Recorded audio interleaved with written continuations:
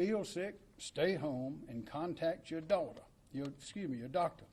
Or from home, you can do something in South Carolina. You can consult with a doctor for free with MUSC, that's the Medical University of South Carolina's online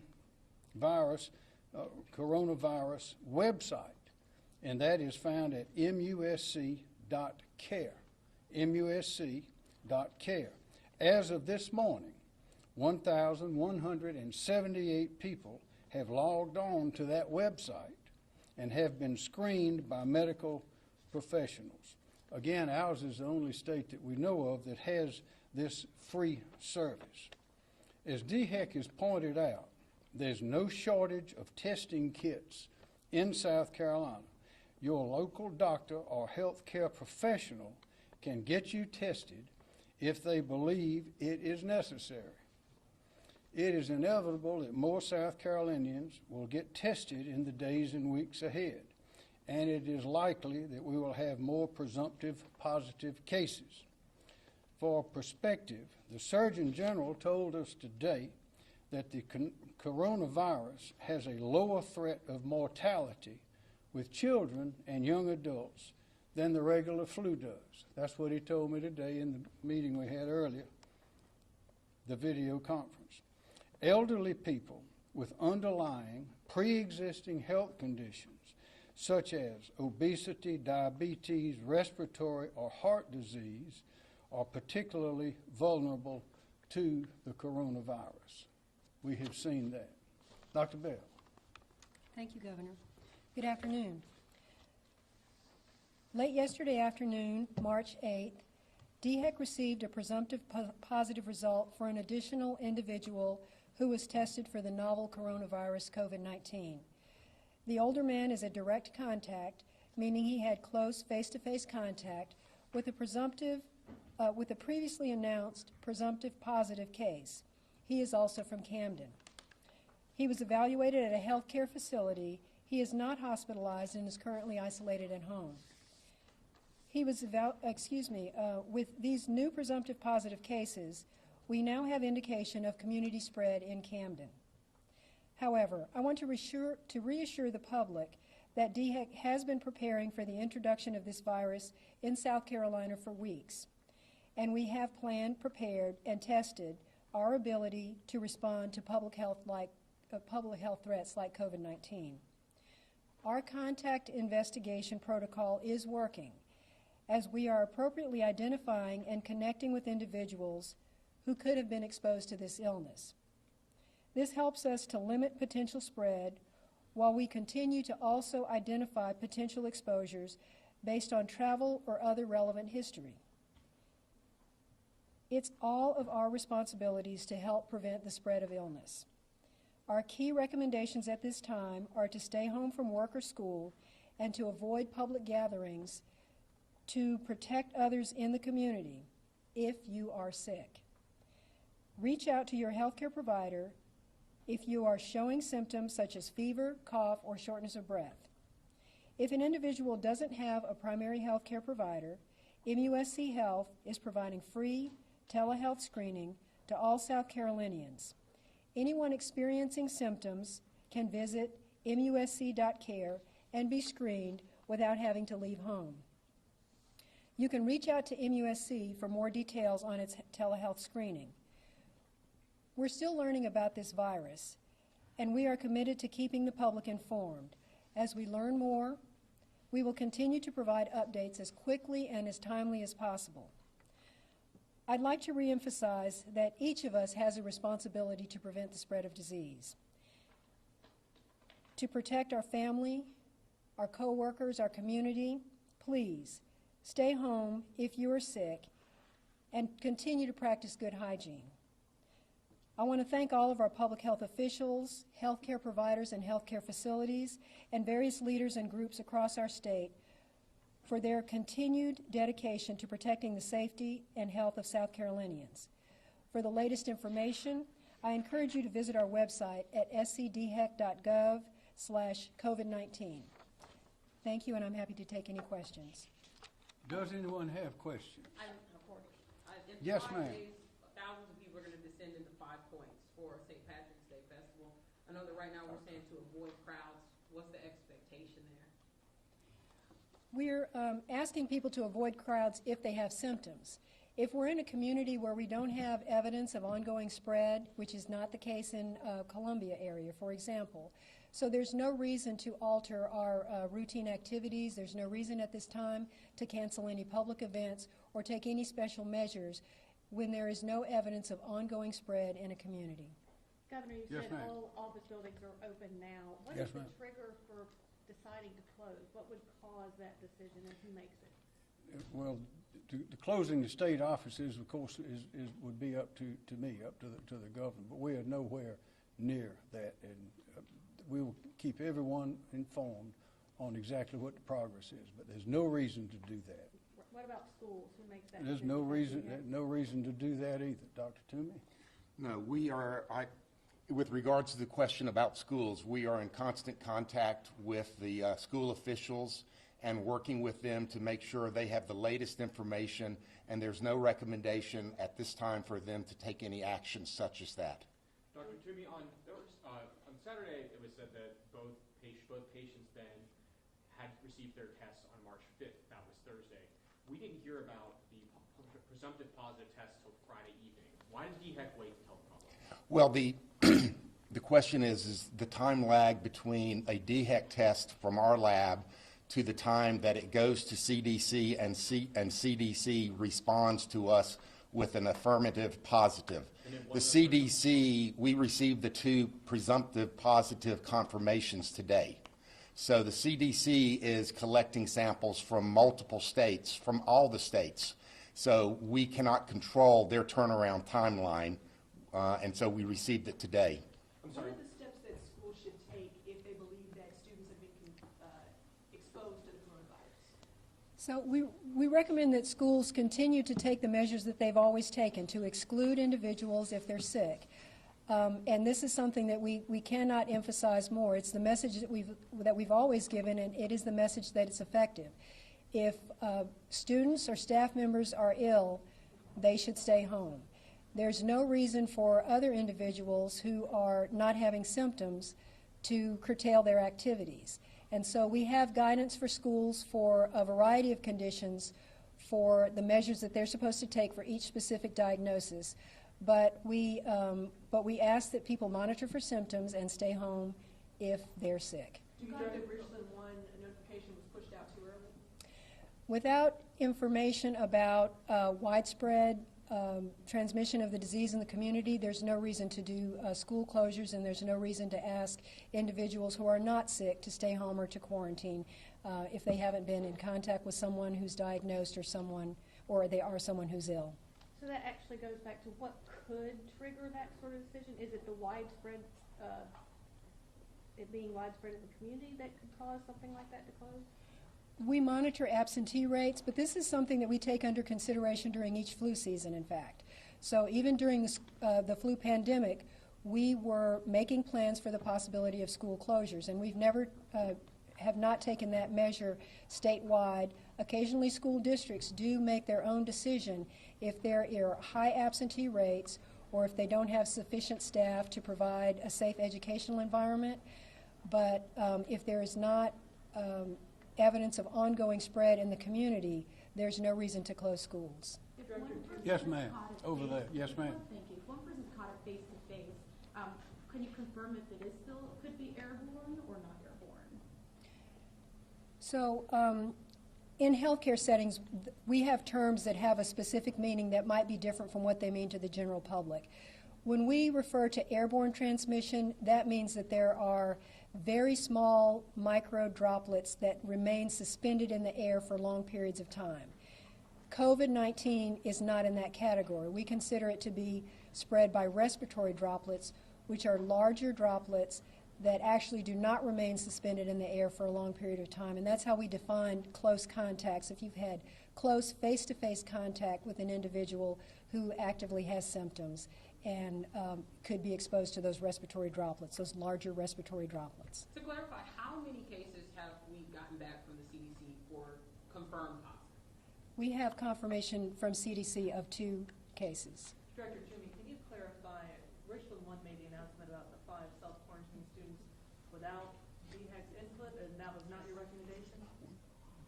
The question is, yes, they did not consult with us prior to that announcement, so we were not aware of their action decision, and if they had consulted with us, we probably would have, as has been said here, told them that that was not a necessary step. Not a necessary step. Is DHEC testing the person that was mentioned in No. that press release? No, we're not aware of any test for that individual. And if you could clarify also, how many people have been tested? How many people have asked for self-quarantined? I can answer, we've tested 31, no, let me make sure. We've tested 31 actual submissions of a test. 24 have been negative. 7, as of yesterday afternoon, late, was positive. We've received from the CDC 2 confirmations of that 7, so 5 remain presumptive at this time. To go back to it, we are monitoring still, well, we've completed monitoring of 56 individuals. A majority of those were travelers that have come back in from affected areas. We are currently monitoring, that are still in the process, 16. And where are the 2 that tested positive? The 2 that tested positive was in Camden, Kershaw County, and 1 Charleston County. Is there anything different in terms of airport protocol for travelers when they hit the airports? Anything different? Will you be scanning any of them as they're going through the gates? No, not scanning individuals. The CDC has posted guidance for airports and airlines, and they have recommendations that should be taken if an individual is ill on a flight. And then there is an evaluation of passengers on the flight. Other than that, because of the large number of people that travel through airports, other measures are not necessary, and it's not possible to monitor those individuals in U.S. airports. Are you all having any issues with the folks who've been asked to self-quarantine, and is there a penalty if they break that quarantine? We have not had any issues with individuals who have agreed to self-quarantine, and should that occur, we do have measures that we can take, but it has not been an issue. Any measures for the students returning from spring break that may have traveled outside of the general area to areas that are affected? So for students returning from spring break from areas that we know to be impacted, where there is ongoing disease transmission, we do ask that they monitor for symptoms and that they report their symptoms of illness along with their travel history, so that we can have that additional information to fully understand their potential risk. Does DHEC plan to open any specific location for testing? Have you concentrated it all in one area?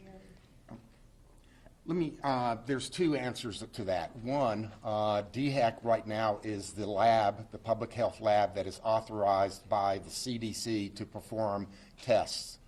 LabCorp and Quest have also received FDA approval late last week or in the weekend. So that provides another means for testing within the state. Doctors' offices can submit their samples now to LabCorp or Quest. The MUSC, as we mentioned, as Dr. Cole mentioned, has requested and is going through the process for their approvals for the FDA. Governor McMaster asked the FDA today to make sure they would consider and expedite that request. So we hope to see MUSC come on board. And the nice thing about that, the benefit is, the more centers we have, it reduces the congestion of only having one site that is processing. Of course, we have only tested 31, so we're not overwhelmed. We have the capability of doing many more than that every day. And just making an assumption that there might be a follow-up question, we have sufficient supplies for those tests.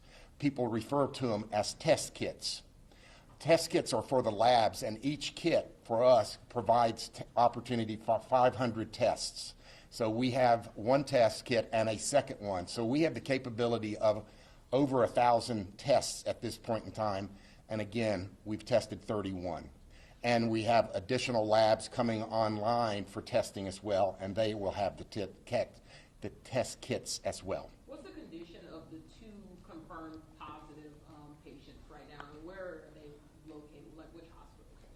All of the patients who have been reported to us as presumptive positive or confirmed positive are in stable condition and all are doing well, both those who are hospitalized and those who are at home. Dr. Bell, we had talked about on Saturday hospital procedures. You said they're used to dealing with infectious diseases. Has DHEC given any new guidance to hospitals on how to start handling these cases? As you suspect more and more will continue to be confirmed?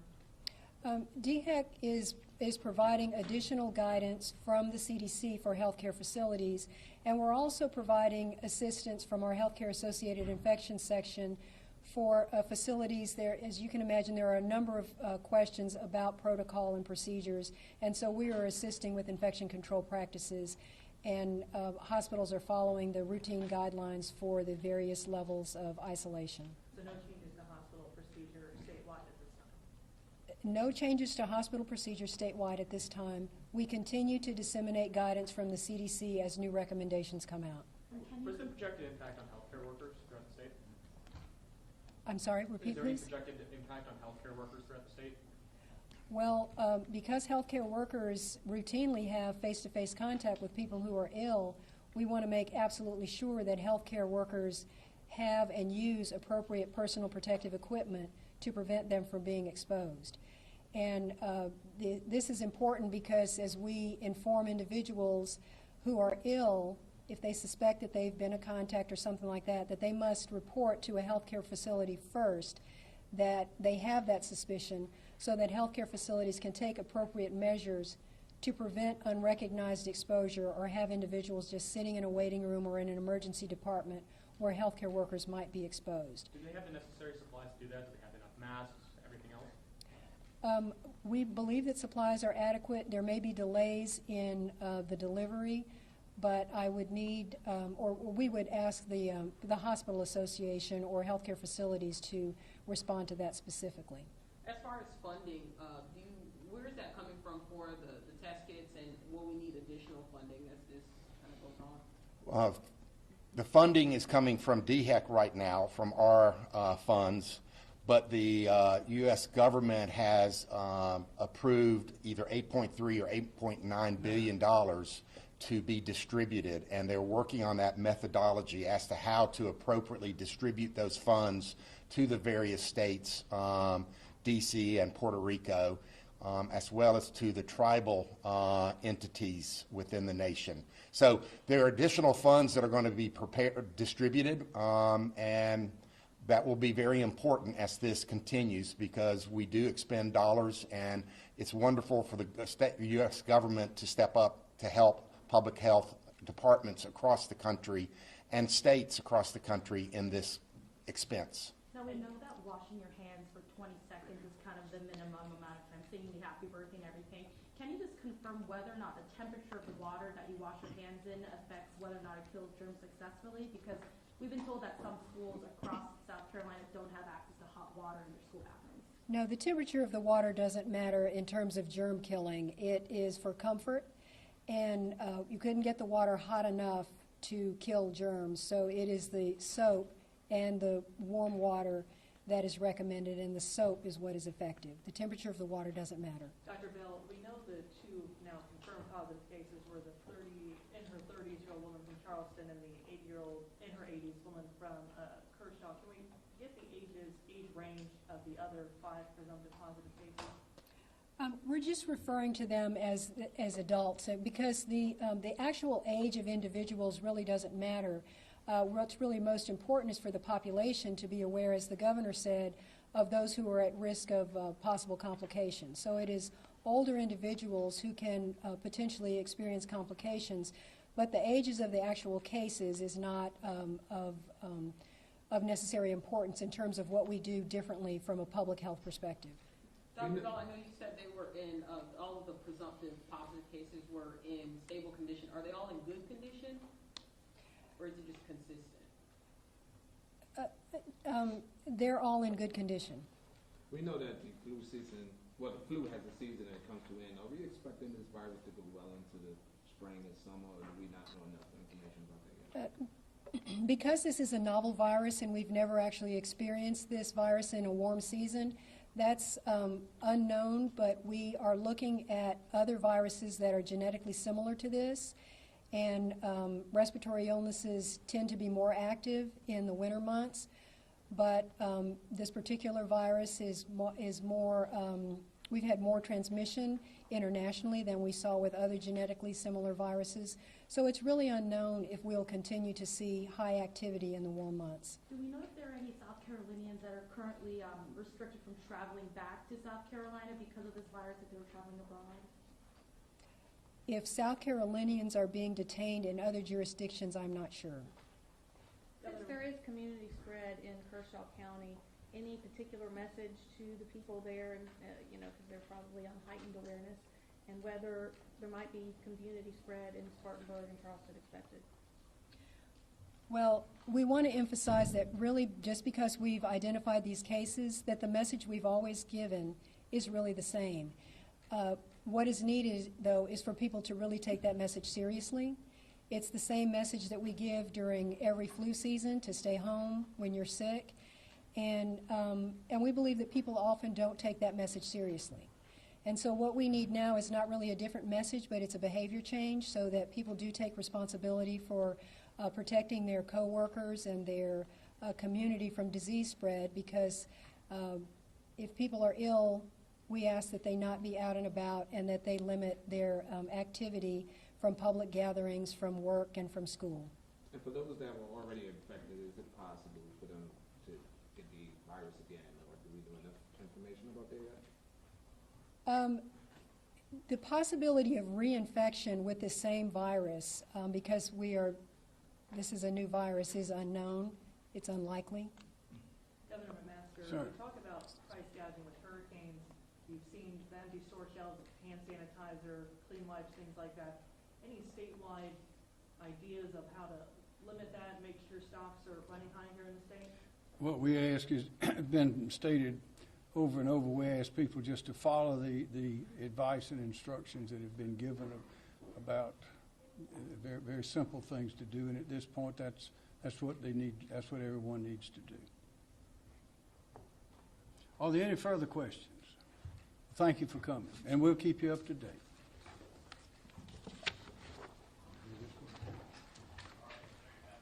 Thank you.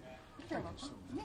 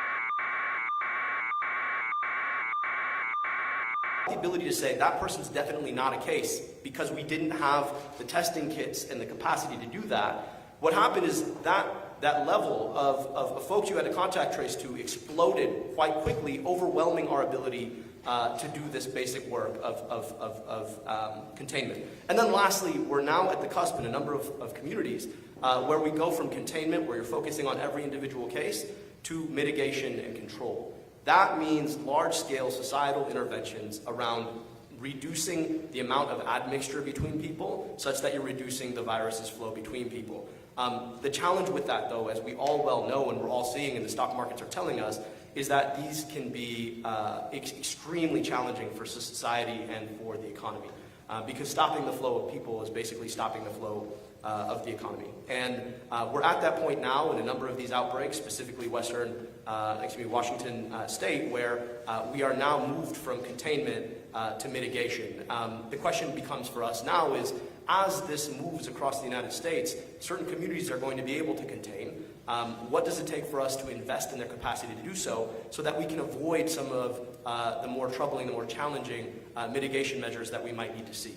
And so I want folks to be thinking about the dynamics of that. What does it mean to have the resources you need to do basic public health work? And where has the CDC's funding been over time? And more importantly, potentially, where has state and local public health funding been? We've seen a stagnation, if not a decline, since the Great Recession. And what will it mean for us, right, where we're in a position as a society where we've got to be investing in the kind of mitigation efforts that put a huge damper on our ability to be and do as we usually be and do, and what the consequences will look like for poor and working people, for small businesses, and entire